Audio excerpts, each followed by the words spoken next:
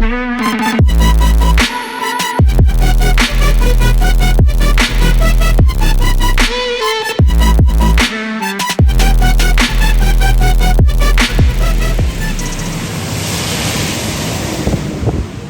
మొత్తానికి మనం దాండేలి నుంచి స్టార్ట్ అయిపోయాం అనమాట. అండ్ గోకర్ణ పోతున్నాం అనమాట. అండ్ మీరు అబ్జర్వ్ చేస్తుంటే అసలు వాన ఇంకా పడుతూనే ఉండింది.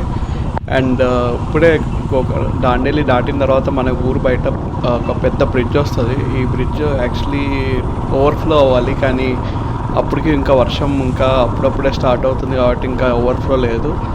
బట్ జనరల్గా అయితే ఓవర్ఫ్లో అయిపోతుండే.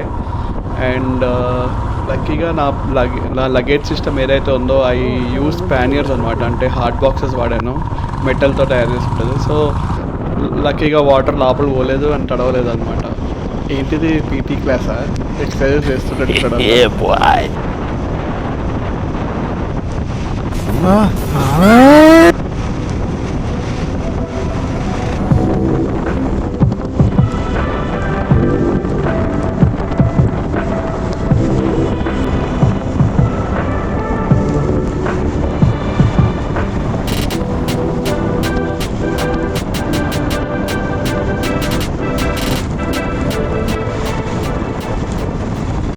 మరి ఇంత వర్షంలో కంపల్సరీ ఒక టీ బ్రేక్, చాయ్ బ్రేక్ పడాలి కదా. అసలు అమ్మో ఇంత చల్లగా ఉందంటే నాన్ స్టాప్ వర్షం, నాన్ స్టాప్ చలి, కంప్లీట్ అసలు ఇట్లా నిండిపోయింది వాటర్. షూస్లో, నా జాకెట్లో, నా రైడింగ్ ప్యాంట్ తడిసిపోయింది, నా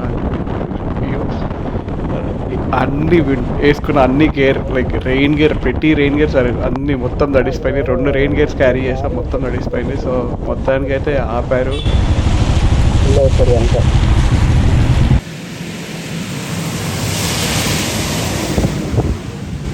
కవర్ బాగా క్రేజీ వస్తుంది ఫ్రెండ్.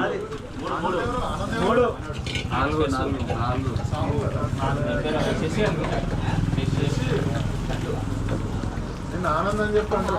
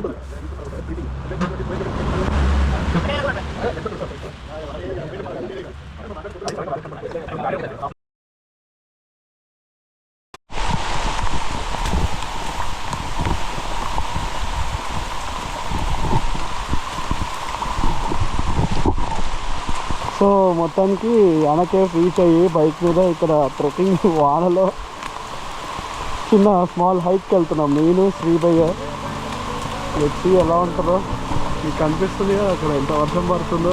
ఇప్పుడే ఎవరో వేరే టూరిస్టులు అడిగితే జస్ట్ ఒక 1/2 కిలోమీటర్ హైక్ అని చెప్పారు. సో అదే వాకింగ్ ఫుల్ గేర్లో ఉందాం చూడండి, ఫుల్ ఫ్రెండ్స్ ట్రైన్.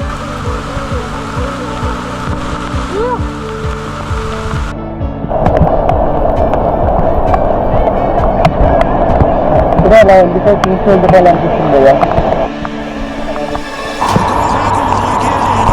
ఇదే బాగుంది కదా, అలా నాకు చూస్తూ ఉండిపోవాలనిపిస్తుంది.